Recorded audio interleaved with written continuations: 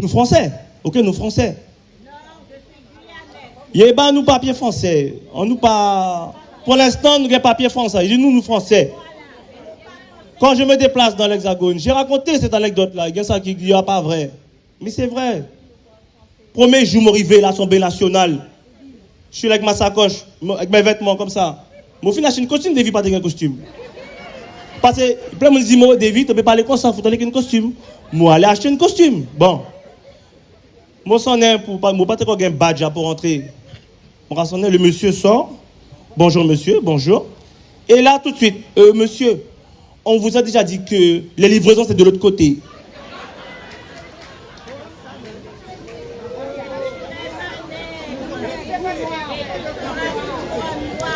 Et un mot qui est anti-français. Tu t'es cassé de livrer en vrai, ça joue. Hein? Pas de problème. T'as là mon gars dans les tours. Et il faut savoir que dans l'hémicycle, et lorsque Jean-Victor vous dit qu'on fait entendre la voix des Guyanais, c'est dans le sens tant figuré qu'au sens propre. Et c'est volontaire et c'est fait exprès. Vous savez pourquoi? Parce qu'ils n'aiment pas ça. Parce que la vérité, c'est quoi? Et je l'ai dit, moi, quand je me suis exprimé sur la fameuse loi qui arrive là, asile et immigration. J'ai donné ma position. J'ai dit que lorsque ce sont les exilés ukrainiens qui arrivent chez vous, vous payez les familles pour les accueillir. Lorsque ce sont les Africains qui arrivent là, il y a 3 fois, il fait demi-tour. On ne peut pas avoir 2 poids, 2 mesures devant la même souffrance humaine. Je suis désolé. Il faut être cohérent dans ce qu'on dit, ce qu'on fait. Parce que lorsque Darmanin dit que la République a aboli l'esclavage, non, monsieur Darmanin, ce sont nos descendants qui ont été mis en esclaves, qui se sont rebellés, qui sont battus, qui vous ont fait plier à un moment donné. C'est pas ça la vraie histoire. Et lorsque Darmanin nous dit, quand vous saurez vous nourrir et avoir l'électricité, vous aurez l'autonomie. Darmanin, je ne suis pas ton enfant, tu n'es pas mon papa. Reste tranquille. Et c'est comme ça qu'il faut leur parler à ces gens. Il faut qu'ils nous respectent. Parce que lorsque nous arrivons avec l'éducation que nous avons reçue de Gangan, monsieur, dame, bonjour, machin, respect. Donc à respecter toi, il faut te respecter moi. Si tu ne me respectes pas, je ne te respecterai pas. Des élus guyanais qui veulent travailler pour le pays. Et ça, que ce soit clair. Moi, je le pense. Et il faut vraiment mener campagne pour qu'aux prochaines élections municipales, on fasse une liste. Tout ce qui est reconquête, ressuscite, je ne sais pas quoi, là, tout ça, RN et tout ça, il faut tous les faire dégager. Il faut qu'on prenne des députés de chez nous, comme les font les Polynésiens, comme les font les Kanaks. Il faut qu'on suive l'exemple. Et comme ça, des gens pourront fonctionner en unité et arrêter d'avoir que 2 députés qui vont nous représenter et d'autres qui voyagent quand ils veulent, encore un ou 2, et qui vont faire des selfies qui nous sont complètement inutiles. Ça, je le dis, pour commencer. Donc, la responsabilité des élus. Et je veux juste faire une toute petite parenthèse sur prospérité parce que j'y étais hier. On s'est fait bousculer. Bon, on a eu gain de cause à la fin. Son objectif, c'est que les peines n'ont pas travaillé hier. Je pense que les forces de l'ordre ont eu quand même une stratégie parce qu'ils n'ont pas embarqué Christophe Pierre. Mais même si on l'a poussé, mais j'ai eu quelque chose qui m'est revenu en tête qui a été très fort. Rappelez-vous en 2017, lorsqu'ils avaient mis d'abord les policiers nationaux devant, parce que c'était nos policiers, et qu'ils avaient mis les gendarmes derrière, parce qu'ils savaient qu'on n'allait pas foncer.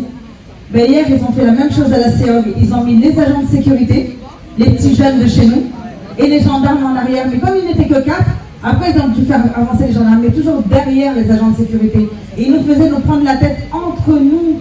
Et là, Christophe, il a été très intelligent parce qu'il commençait à rappeler l'histoire de la Guyane aux agents de sécurité et qu'est-ce qu'ils étaient en train de faire avec eux. On revenait encore à cette colonisation. Donc je voulais le dire parce que Prospérité est un des rares villages encore en Guyane où c'est sain. Allez faire un tour à Prospérité, le village est sain, les enfants sont sains, ils jouent, ils courent, ils jouent en société, ils parlent leur langue, ils parlent leur culture, ils chassent, ils pêchent et on est en train de détruire ce village. C'est ce que j'avais à dire. C'est de ne pas tomber dans le piège du gouvernement. Pour moi, ils vont lâcher prise.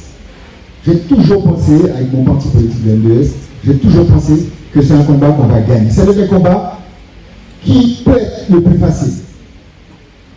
Il est clivant. Aujourd'hui, on l'utilise pour nous diviser. À nous, pour regarder qui moyen nous va servir pour réunir nos corps. On le fait comment? On le fait, bien sûr, en intelligence, mais on le fait aussi par l'action. Oui, très clairement aimé, il faudra retourner à l'occupation des terres. Clairement. Clairement. Et à part on dit, attends, le dit Castor dit, ils vont tirer sur nous, on va tirer sur eux. Non mais, je n'ai pas changé ça, sa vidéo qui existait. Ils vont tirer sur nous, on va tirer sur eux. Et dit Castor, pas un républicain, pas un révolutionnaire, mais c'est pas un courant. Hein. Mais, pour qui ça? Parce qu'il savait qu'il avait atteint un bagage prépondérant, essentiel. Et ça, il t'a demandé, il t'a demandé tout, non? Il t'a demandé morceau. Nous les tous. Hein? Nous les tous. D'accord? Monsieur Tchoukanaki, il était tout. Il y a 1% de la terre. Parce que zéro, l'État jeune là. Parce qu'il a demandé tout. Il souffre pour gagner tout, mais il gagne tout. Voilà, notre président du gouvernement, il a fait ça, il est sur la terre. C'est coutumier, il a fait ça, il est la terre. D'accord? Donc on nous garde et nous prend toute la terre. Donc bien sûr, ce sera par l'occupation. Alors aujourd'hui, le problème c'est quoi? C'est qu'effectivement, ils sont en train de distribuer. Je vous l'ai dit, il ne faut pas que nos élus tombent dans ce piège-là. Bon, on a déjà pris l'initiative de travailler avec monsieur le président de l'association des maires. On va voir jusqu'où ça va nous amener. Mais voilà, la démarche avec une démarche. Avec les autochtones, avec les agriculteurs, avec les socioprofessionnels, avec les collectivités évidemment, et puis les familles aussi. Parce que nos pays grands, normalement, chaque famille nous paye la Guyane, qui pouvait gagner une mot sur la tête. Chaque famille. Et ça fait que des trucs payés. Donc à 46 ans, on a un cas avec un petit bagage comme ça. Tellement nous payons. Là, nous tous gagnons la terre avec un petit bagage comme ça, on a un cas très bien. Donc, Aimé, je ne peux pas te dire plus que ça. Là, un grand combat, m'arrête comme ça, et vous savez le faire. Jusqu'à maintenant, voilà comment ça se passe. Ce sont des auditions, hein, on auditionne des papiers, etc. Ces gens-là, au Parlement, ils proposent leur expert. Donc, ayez-moi. Donc, entre-temps, je suis entré dans une mission qu'on appelle la mission forêt. Parce que la forêt vient dans l'équipe grande. Vous devez prendre la présidence, la LF dans mon pas de cochon, vous pareil. Donc, mon vice-président dit sa mission. Et bien, ça nous fait tout de suite nous dire, ben, nous, les qui ont tenté, c'est experts guyanais. Il était estomaqué, il n'est pas très l'habitude de tenter ça, nous dit oui, vous voulez. Donc, nous proposons Jean-Marie Peloton, nous proposons Alexis Tchouka, nous proposons Marina Voyer, il n'est pas que pour participer à Dubaï, puisque c'est là. Mais Jean-Marie, t'es auditionné. Et il s'est dit, c'est là, il s'est dit sur 4 vérités.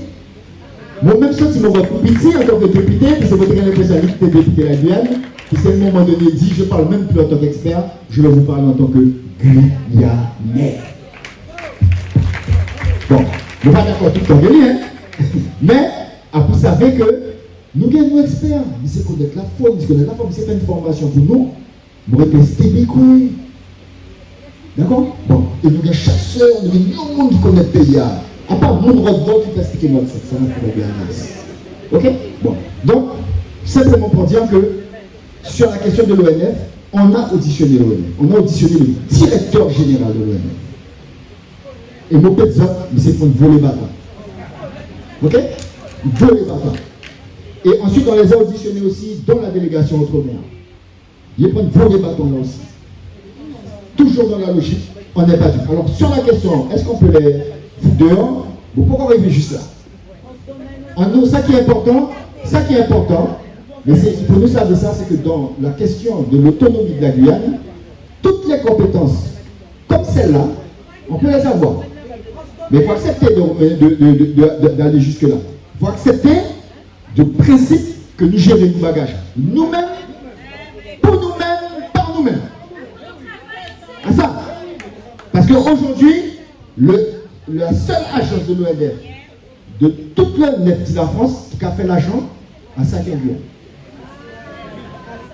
Je ne suis pas tout seul comme un îlot dans le pays. Mais sauf qu'on ne fonctionne pas comme ça. Et c'est un problème. Ça fait 8 mois que nous sommes là quasiment. Les réunions de travail même entre élus, on n'en a pas vu. Moi, je vous le dis. Et ça m'inquiète par rapport à beaucoup de choses qui se passent sur le territoire. J'espère qu'il y aura une prise de conscience tantôt. Mais malgré tout, autant Jean-Victor et moi, on met de l'aplomb, on met une certaine volonté à rester cohérent dans une intervention, dans le prise de parole. Vous savez, une fois, j'étais au ministère et il nous l'a fait ici aussi déjà, hein, lorsqu'il est venu Caraco, lors du COPIL concernant l'évolution statutaire. À la fin de la réunion, il nous regarde et nous dit hey, bon, écoutez, mettez-vous d'accord là, parce que bon. Hein? Et à Paris, c'est la même chose. Parce que chacun va faire son truc pour avoir quelque chose. Pour moi, stratégiquement, c'est une erreur. C'est une erreur fondamentale de croire, parce que je rentre quelque chose dans ma commune, le reste ira bien. C'est totalement faux, c'est illusoire de croire cela. Donc, j'espère encore, je crois, j'ai envie de dire, j'ai envie de continuer à croire que on va vraiment se mettre au travail collectivement entre élus et aller de l'avant. Parce que si on fait pas ça collectivement, et quand je dis élus, société civile, associations et autres, on aura besoin tous les uns des autres pour que ce pays-là prenne le bon chemin, pour prendre les bonnes décisions collectivement, parce que je n'ai pas la science infuse, j'ai envie de la part, les maires de leur part, comme c'est le partage des choses, l'intelligence collective qui va faire qu'on va réussir dans ce pays-là. Mais là, je vous dis clairement, sans ambiguïté, on est mal barré. Non, c'est pas bon. C'est pas bon. Et l'État le sait, il sort dessus. Je vous donne juste une anecdote. Un jour, j'ai le préfet au téléphone pour un problème. Et après, je lui dis, bon, par contre, les accords de Guyane, on va d'accord avec nous-mêmes. Ok, mais c'est bon, pas d'accord avec nous. Et on a déclenché la demande d'une commission d'évaluation des accords de Guyane. Parce que je n'admets pas que le préfet, de façon autonome, autocratique, puisse dire tout a été fait, c'est bon, plus belle la vie. Pas du tout. D'accord? Et je reçois un courrier, un mail plus tard, il me dit oui, M. Riemann, donc voilà, on a reçu une délégation de maires, on n'a pas les accords de Guyane, donc on a fait le point avec eux. Si vous voulez des informations, ben contactez-moi. Bon, mon téléphone là, on m'a appelé le président de l'association des maires, on dit, M. Riemann, excusez-moi, vous êtes préfet à les accords de Guyane parce qu'ils ne sont pas au courant. Non. Nous sommes allés le voir, on était à 2 maires pour la question foncière, et il a profité de ce moment-là pour nous dire un certain nombre de choses par rapport aux accords de Guyane. Mais il n'a jamais été prévu de rendez-vous sur le sujet. Si mon couillon peut déprotocoler, mon père fait des dégâts, que c'est bien, on va dire, ouais, ça des venges des traites. Moi, je dis non, des gars, il faut faire quelques réactions, après vous me concerner et poser des questions. Et la réponse qui en suivra sera déterminante dans ce que je vais dire après. Mais pourquoi? C'est parce qu'ils sont habitués de faire ça. Et ils continuent à le faire. Et c'est pour ça qu'on dit à toutes celles et ceux qui prennent conscience, continuez à faire ce qui a été fait depuis des années, des décennies. Ça ne paye pas. Faire les rangs, les rangs de cuisses, plier, ployer le genou, faire des rangs de dos. Ça ne paye pas pour le pays. Ça, certains seront valorisés parce qu'ils diront que j'ai l'oreille du ministre, j'ai l'oreille du président, j'ai dîné avec le président. Mais dans le fond, qu'est-ce qui change dans le pays? Rien. Et c'est pour ça que, dans l'approche de la méthodologie avec Jean-Victor, lorsqu'on a débattu avec eux, je leur dis les choses, clairement. Et je leur dis maintenant, on va voir ce que vous allez faire. Ne pas cacher chaque en sac. Et c'est cette posture-là qu'on doit avoir collectivement. Mais pour ça, il y a des habitudes qui doivent cesser au sein du territoire. Donc, je vais radiquer ça qui a des petits problèmes. Je ne sais pas s'ils aspirent à une reconnaissance particulière de l'État. Mais on ne peut plus avoir ce comportement-là. On doit rester debout et digne pour nos populations et aller chercher le meilleur pour eux. Donc voilà ce que j'avais à répondre par rapport à la relation avec nos élus.